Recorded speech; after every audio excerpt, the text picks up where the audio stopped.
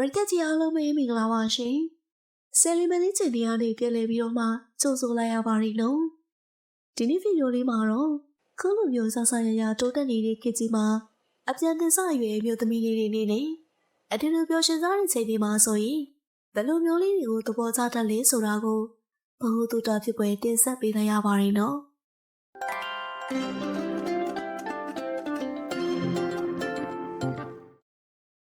ဟုတ်ကဲ့ပရိသတ်ကြီးရေခုလိုတိုးတက်နေတဲ့ခေတ်ကြီးမှာဆိုရင်လူကြီးမျိုးသိချင်နေကြတဲ့အကြောင်းအရာတွေကိုခလောက်တစ်ခုလိုက်လိုက်တာနဲ့တီးနိုင်မြင်နိုင်ကြနေတယ်ဆိုတော့ပြောနေစရာမလိုပဲမတင်ပါဘူးနော်ဒါကြောင့်လေကိုခေတ်မှာဆိုရင်အပြန်အသင်းဆောင်ရွက်နေနေအရင်ခေတ်တွေတုန်းကလိုမဟုတ်ပဲအရာအလုံးကိုသိနေနိုင်ကြတာသူစမ်းမဟုတ်ရှိပြီးတော့ဒီလိုရွယ်လေးဆိုတာကိုသိထားတာတွေကိုစူးစမ်းစဉ်းစားနေစိတ်ကူးအိမ်မက်တီကိုလည်းလင်းလင်းမြင်မြင်နဲ့အကောင့်တွေပေါ်တက်ကြတယ်။ဒါကြောင့်လည်းသူတို့နဲ့အထူးထူးပြောရှင်းကြမယ်ဆိုရင်သူတို့ပါကြိုက်တယ်လဲဆိုတာကိုသိထားဖို့ကအရေးကြီးပါတယ်နော်။တဘာဝတရားအရအချင်းရဲ့ကောင်းကင်ပြင်ကြီးမှာပြန်တမ်းမှုအသစ်ဖြစ်နေကြတဲ့သူမတို့အနေနဲ့တွေ့ကြုံမရှိသေးတဲ့အတွက်ရာရာမှာဆိုးရွားမှုတွေရှိနေနိုင်တယ်လို့စူးစမ်းတဲ့စိတ်နဲ့အားရပြပြစားချိန်ကိုရောက်ရှိနေတာကြောင့်လေတစုံတရာဆွဲလန်းနေပြီဆိုရင်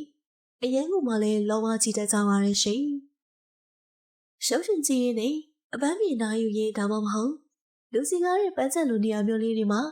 ဘေးပတ်ဝန်းကျင်ကိုအရေးတကြီးကြီးနဲ့စနေတကိုင်းကိုကြီးစဲကစားလိုက်တာမျိုးကစုံစမ်းခပ်ခွင့်ရတယ်လို့ဖြစ်တာကြောင့်လေရှင်ကုန်စိတ်လှရှာမှုတွေတိုးလာစေနိုင်တယ်လို့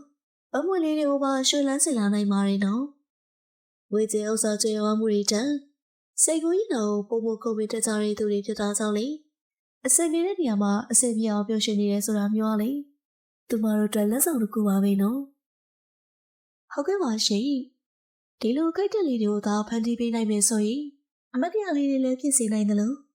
သူမတို့စိတ်ကူးရင်တော့လက်တွေ့ကောင်းတဲ့ပုံကွာတွေအတွက်လေ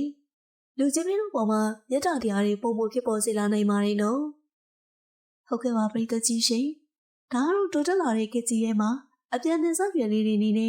ဖြစ်လေဖြစ်တာရှိတဲ့စိတ်ညစ်တတ်တဲ့အကြောင်းအရာလေးတွေကိုတင်ဆက်ပေးကြတာပဲဖြစ်ပါတယ်နော်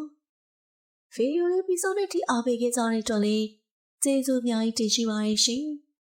အခုပြပြပေးခဲ့တဲ့အကြောင်းအရာလေးကိုစိတ်ညစ်တဲ့လို့သဘောကျနေဆိုရင်လေ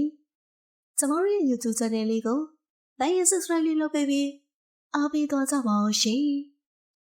အားလုံးကျေးဇူးတင်ရှိပါတယ်ရှင်